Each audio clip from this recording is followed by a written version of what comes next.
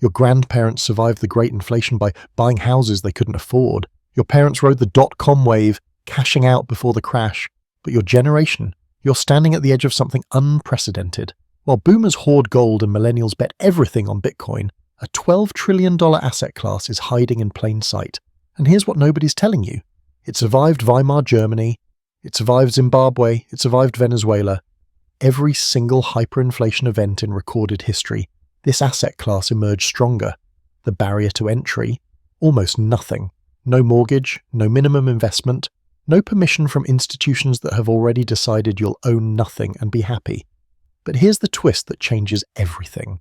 Gen Z already understands this asset better than Wall Street analysts, better than tenured economists, better than every financial advisor pushing the same tired portfolio allocation from 1985. You've been building it since childhood. You just didn't know it had a name. Over the next, every financial advisor will tell you the same thing. Buy gold, buy real estate, buy hard assets. Your parents said it, their parents said it. It's the oldest wealth preservation playbook in existence. And they're not wrong. During the Weimar collapse, gold holders survived. During Zimbabwe's meltdown, landowners had something tangible. This is conventional wisdom because it worked. But here's what nobody talks about. When researchers analysed every documented hyperinflation since 1900, they found something that shouldn't exist. A category of people who didn't just preserve their wealth, they multiplied it. They came out the other side richer than when they went in. These weren't the gold hoarders, they weren't the real estate moguls, they weren't the people clutching hard assets and waiting for the storm to pass. They were builders, creators, people who owned the means of production itself, not factories and machines. Something far more portable, far more scalable, skills, intellectual property, digital infrastructure. Things that couldn't be confiscated. What if everything we've been told about surviving economic collapse is exactly backward? For decades, the playbook was simple. Accumulate assets, hoard cash, wait out the storm. But what if that playbook was written for an economy that no longer exists? The $12 trillion wealth transfer everyone keeps talking about. It's not really about inheriting your parents' house or their retirement accounts. It's about something far more fundamental.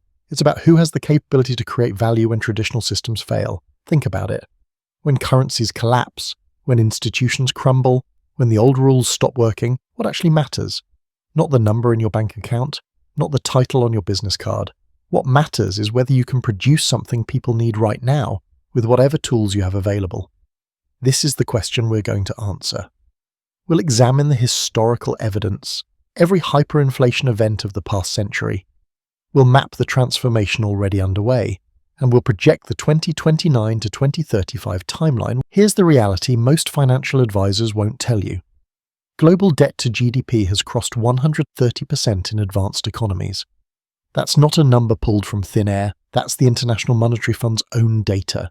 The last time we saw ratios even close to this was 1945, immediately following a world war. Central bank balance sheets have exploded from $4 trillion to nearly $20 trillion since 2008. The Federal Reserve alone holds more assets than the entire GDP of most nations. And here's what should grab your attention. The IMF's 2024 Global Financial Stability Report used language we haven't seen before.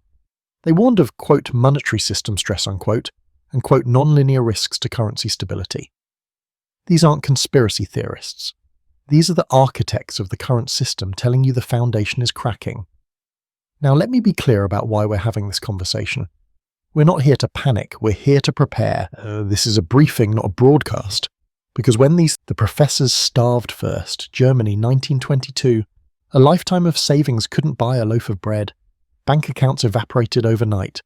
Government bonds became toilet paper, literally. But here's what the history books skip over.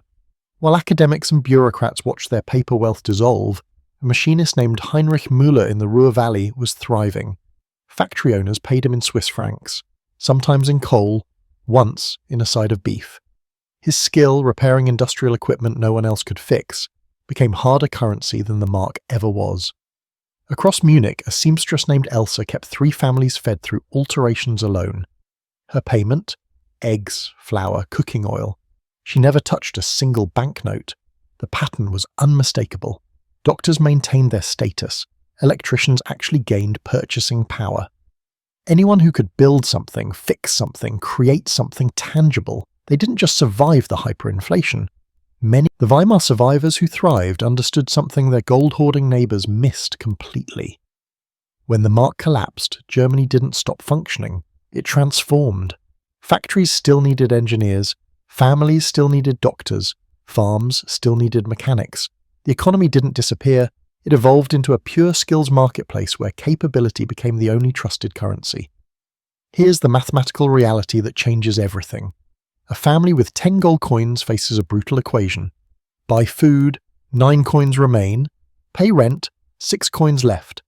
Medical emergency, 2 coins, gold depletes with every transaction until nothing remains. But the electrician? The nurse? The carpenter? Every morning they wake up with the same wealth they had yesterday. Their skills regenerate automatically, infinitely renewable. This is the critical distinction between depletable wealth and renewable wealth. Gold, silver, Bitcoin, these are containers.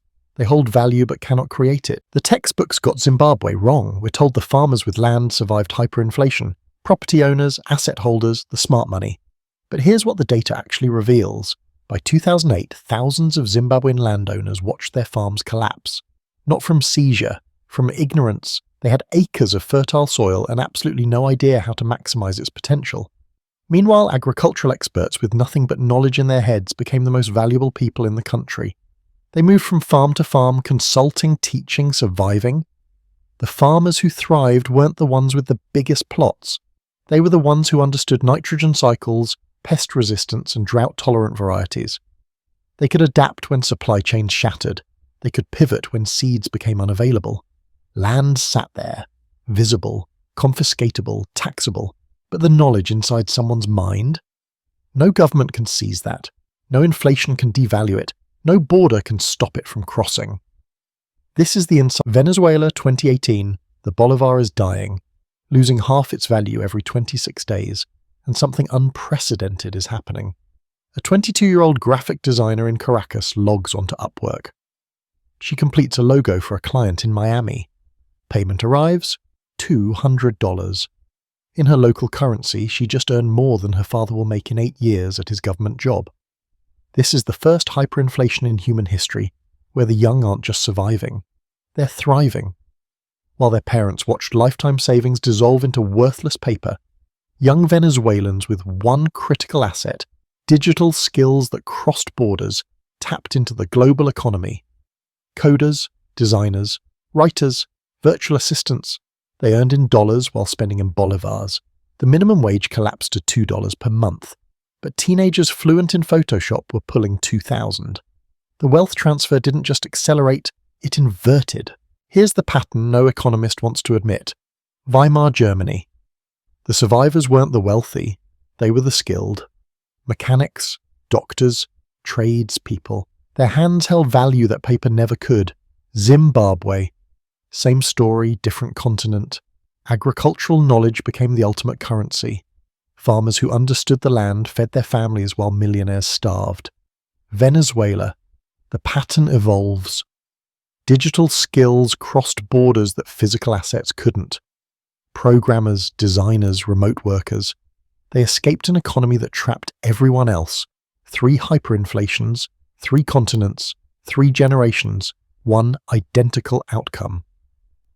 Productive human capital and distributed knowledge networks outperformed static assets in every single case. Not sometimes, every time. This isn't opinion, this is historical law. The through line isn't gold, it isn't real estate. If this pattern held in 2023, and again in 2008, and proved itself once more in 2016, then what exactly does the 2020s landscape look like? Because something unprecedented is happening right now. In just 5 years, the tools of production have exploded into the hands of ordinary people. 3-dimensional printers that once cost $50,000 now sit on college dorm desks for $300. Vertical farms are sprouting in abandoned warehouses, producing food without land or seasons. Online course platforms have turned bedroom experts into 6-figure educators. Remote work didn't just survive the pandemic, it shattered the geographic monopoly on the opportunity. This isn't gradual change. This is exponential transformation. And here's what makes this moment different from every wealth transfer before it. Generation Z isn't just witnessing this shift. They're not late arrivals scrambling to adapt. They are digital natives who've been training for this economy since childhood. every Roblox game they built. Here's the dirty secret manufacturing giants don't want you to understand. That plastic hinge on your refrigerator breaks. 10 years ago, you'd wait 6 weeks for a replacement shipped from Shenzhen. You'd pay $40 for a part worth 11 cents in raw material. Today, download the CAD file, print it in your garage. Cost 23 cents. Time 40 minutes. This isn't theoretical. This is happening right now in suburban basements across America. Consumer 3D printers that cost $5,000 in 2015 now sell for under $500. Industrial quality machines that required a $100,000 investment, available for $3,000. The capability curve is vertical. People are printing medical splints, automotive brackets, electrical housings, custom tools. A teenager with CAD skills operates what is functionally a microfactory from their bedroom. Every object you can design, you can manufacture. No minimum orders, no container ships, no 6-month lead times. While your grandparents needed 50 acres to feed a community, you need a spare bedroom. Vertical farming has shattered the land monopoly that kept food production in the hands of industrial agriculture for over a century. A 20 by 20 foot space, properly optimized, produces more vegetables annually than a quarter acre of traditional farmland. And it does it year-round, immune to drought, frost, and the supply chain chaos that sends grocery prices spiraling. This isn't theoretical. 23-year-old operators are already running profitable microfarms from converted garages and warehouse corners. They're not hobby gardeners posting aesthetic photos. They're building hyperinflation-resistant businesses that generate consistent income regardless of what happens to the dollar. The skills involved are genuinely portable. Nutrient management, understanding which minerals your plants need and when. Lighting optimization, because electricity costs determine your margins. Crop cycling, harvesting one bed while another germinates. This knowledge, the hustle economy isn't desperation, it's training for economic warfare. 50% of Gen Z already earns money outside their primary job. Financial analysts call this gig economy instability. But look closer. They're not just earning, they're building capabilities that hyperinflation cannot touch. Content creation, digital marketing, customer acquisition across borders, platform-agnostic income streams that convert directly to any currency on Earth. Sound familiar? In Turkey 2022, the lira collapsed 80% against the dollar. Young Turks on Upwork and Fiverr watched their purchasing power actually increase, while their parents' savings evaporated. Same story in Argentina. Same story everywhere currency fails. The Venezuelan entrepreneurs who survived weren't lucky. They had skills that transcended their national economy. They could earn in dollars, serve global clients, pivot instantly when one platform died. Generation Z is accidentally the variable that changes everything isn't Bitcoin or real estate or even the inflation itself. It's this. A single person with the right AI tools now produces what required 10 people just 5 years ago. 10 people. Think about that productivity multiplier. A 25-year-old with ChatGPT writes marketing copy that took a team of 3. Midjourney generates visuals that required a graphic designer, a photographer, and a stock photo budget. Video tools edit content that demanded an entire post-production department. This isn't theoretical. This is happening right now, today, while traditional employers still write job postings requiring 5 years of experience for entry-level positions. The math is brutal and beautiful simultaneously. One person, one laptop, outputted of an entire department. The young professional who masters these tools doesn't need a corporation to validate their worth. They don't need to climb a ladder for 20 years hoping someone notices their potential. They are the corporation. Here's the math that changes everything. Earn $5,000 monthly in US currency. Now live in a country experiencing 50% inflation. Your purchasing power doesn't shrink, it explodes. While locals watch their savings evaporate, your foreign income buys more every single month. This isn't theory.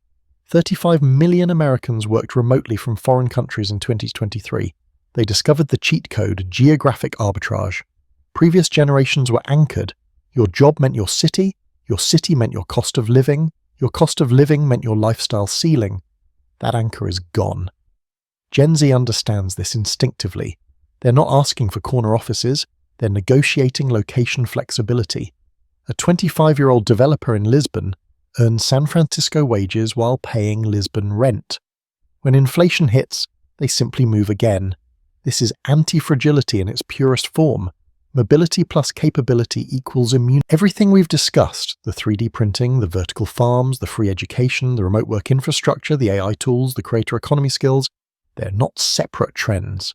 They're one phenomenon, a convergence point. Generation Z's accidentally assembled the exact toolkit needed to thrive during currency collapse. They can produce locally. They can grow food in apartments. They can learn any skill for free. They can work from anywhere.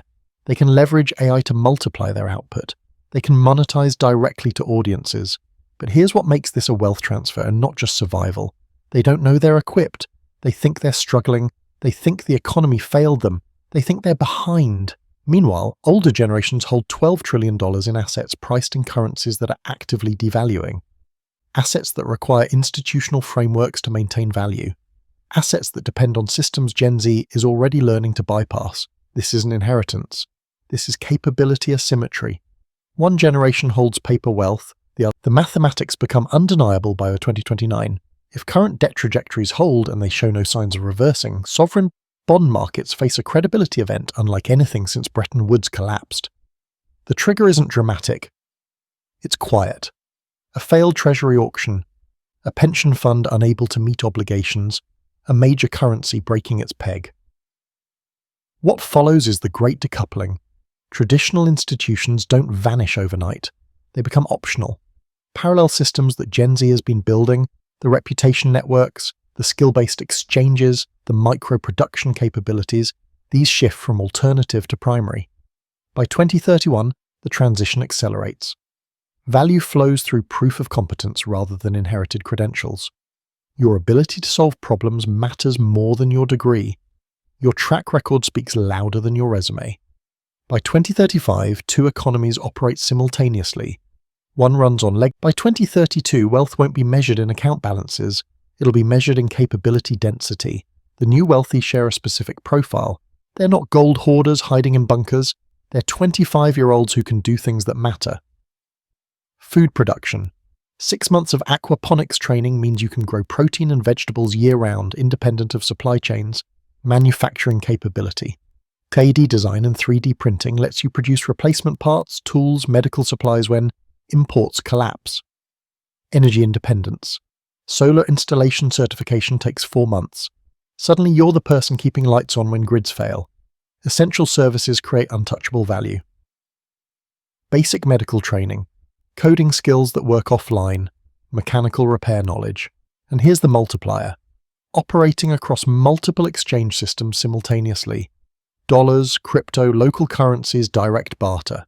Fluency in all four makes you the translator in every. Here's the thing about surviving what's coming. You don't need a bunker. You need a blueprint. The anti-fragile portfolio breaks down like this. 60% goes into skill acquisition. Not degrees, skills. Solar installation pays for itself in 3 projects. Basic medical certification makes you indispensable in any community. CAD design lets you manufacture what supply chains can't deliver. Food production and coding round out the foundation. 25% funds micro-production equipment, a quality 3D printer first, then basic machining tools, seed libraries, water filtration systems. Each purchase selected by one metric, can it produce more value than it costs? The final 15%, relationship capital, mutual aid networks, the neighbors you actually know, the skills you've taught others who can teach you back.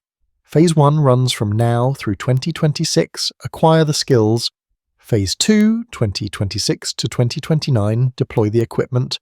The $12 trillion wealth transfer isn't about money flowing from one generation to another. It never was. It's about which generation understands that capability, not currency, is the ultimate store of value. Your grandparents survived the Depression because they knew how to grow food, fix machines, build with their hands. Your parents navigated the Great Inflation with real estate because they understood leverage and location. And you'll navigate what's coming because you already understand something they don't. You know how to create value from anywhere, with anyone, using nothing but what you know and a Wi-Fi connection. You've been training for this economy your entire life without realizing it. Every skill you've built, every digital tool you've mastered, every connection you've made across borders and time zones, that's not just adaptation, that's preparation. The question was never whether the storm is coming. Monetary storms always come. The question is whether you'll be someone who can build shelter or someone desperately searching for it. The hands that create will